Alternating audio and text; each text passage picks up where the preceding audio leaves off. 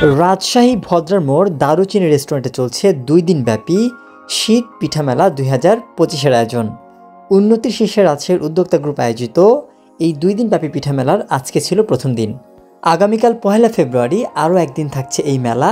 শুরু হচ্ছে সকাল 10টা থেকে, চলছে রাত্রি 9টা পর্যন্ত। আসসালামু আলাইকুম এভরিওয়ান, দিস ইজ আরিফ খান। মেলায় উদ্যোক্তারা নিজ হাতে তৈরি পিঠাপুলি নিয়ে সাজিয়েছে স্টল। আর মেলার প্রথম দিন হিসেবে ক্রেতা এবং দর্শনার্থীর উপস্থিতিও ছিল চোখে পড়ার মতন। বাহারি নাম আর নানান স্বাদের পিঠাপুলি নিয়ে জমে উঠেছে 2 দিন ব্যাপী এই শীত পিঠা মেলা।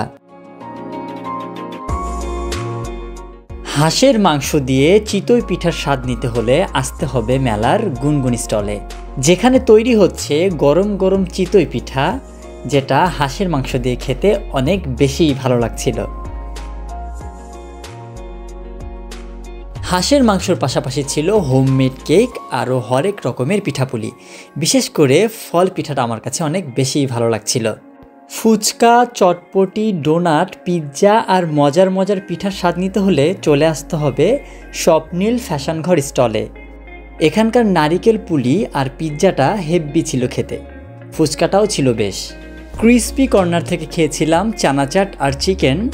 রাফসান ফুড কর্নার থেকে খেয়েছিলাম স্পেশাল ক্ষীর। সবগুলো খাবারই ভালো লেগেছে। স্পেশাল গরম তেহরি। এছাড়াও মেলায় আরও স্টল রয়েছে অনেক ধরনের খাবার।